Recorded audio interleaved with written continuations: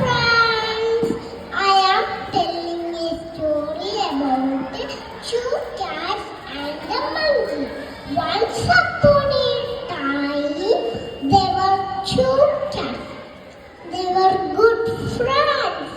One day, they got a piece of bread.